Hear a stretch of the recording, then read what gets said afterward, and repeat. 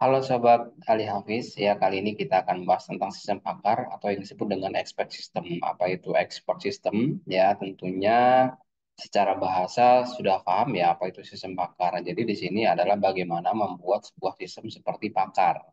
Oke, langsung saja kita ke konsepnya. Jadi konsepnya itu dimulai dari sebuah keahlian ya dari seorang ahli yang kemudian itu mulai dialihkan keahliannya atau disalurkan ya dibuatlah sebuah kesimpulan kesimpulan itu menjadi aturan-aturan ya kemudian itu bisa dijelaskan. Nah dijelaskan artinya adalah suatu keahlian tersebut itu bisa dipindahkan ke suatu sistem ya tentunya di sini adalah sistem komputer ya tentunya. Nah, keahlian ini memiliki pengertian ya, apa itu suatu kelebihan penguasaan pengetahuan di bidang tertentu yang diperoleh dari latihan, membaca, ataupun pengalaman. Ya, contoh bentuk pengetahuan termasuk keahlian adalah fakta-fakta pada lingkungan permasalahan tertentu, teori ya pada lingkup permasalahan tertentu, prosedur-prosedur, strategi global untuk menyelesaikan masalah dan meta knowledge ya pengetahuan tentang pengetahuan itu sendiri. Nah, ini adalah pengertian keahlian ya, keahlian yang bisa didapatkan dari pelatihan, ya latihan, pengalaman, membaca. Jadi yang disebut dengan sistem pakar itu adalah dia yang suatu pakar tertentu ya, kemudian kepakarannya tersebut ya itu dibuatlah suatu aturan-aturan ya, kemudian aturan itu dibuat ke dalam sebuah sistem. Contohnya siapa? Contohnya dokter, pengacara, ya pakar-pakar yang lainnya itu bisa masuk atau bisa dibuatkan sistem pakarnya atau expert sistemnya. Di sini seorang pakar atau ahli atau expert ya adalah seseorang yang banyak dianggap sebagai sumber terpercaya atau teknik atau keahlian tertentu ya yang bisa memutuskan suatu sesuatu itu dengan benar, dengan baik maupun atau sesuai dengan aturan dan status oleh sesamanya. Aduh, serak nih ya. Minum dulu ya, kita ngopi ya. Nah, jadi ada kemampuan khusus ya yang dimiliki oleh seseorang. Nah, itu dijadikan pakar. Ada dokter, ada insinyur ya di sini, ada psikolog. Nah, itu bisa dibuatkan sistem pakarnya yang semula kita harus konsultasi ke dokter, yang semula kita harus konsultasi ke insinyur, yang semula kita harus konsultasi ke psikolog, kita nanti konsultasinya ke sistem. Nah, ke sistem seperti apa? Bisa berbasis web, bisa berbasis Android gitu ya. Nah, itu artinya sudah dibuatkan ke dalam sebuah sistem.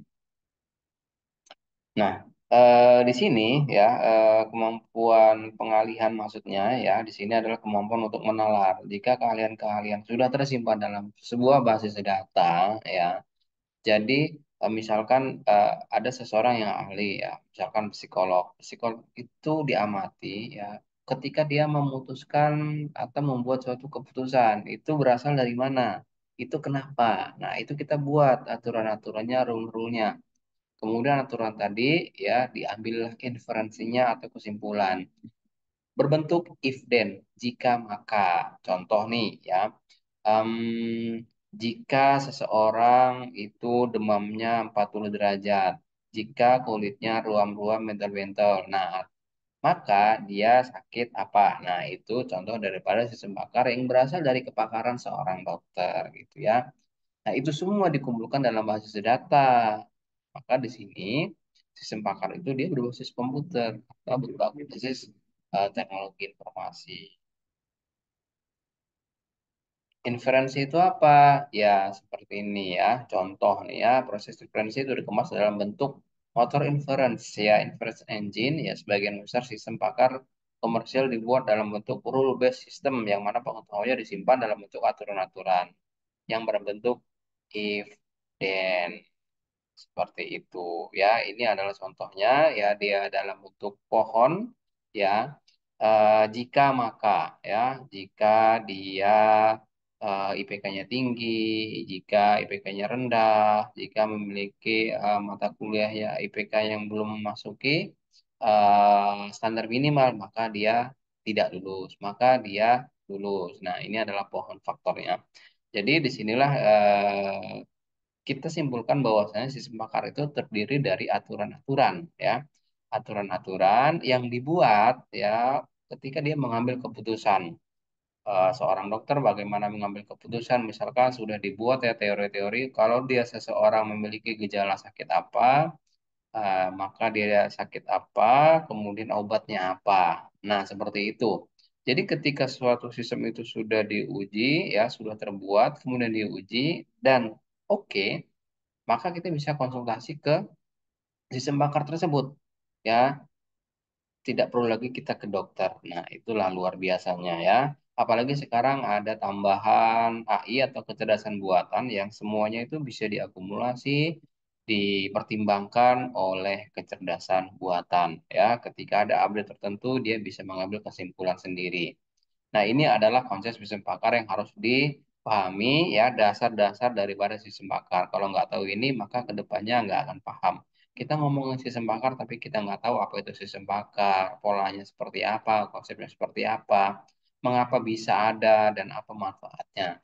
Oke, itu saja ya untuk mata kuliah perdana ini. Semoga bermanfaat. Jangan lupa like, subscribe, dan komennya. Terima kasih.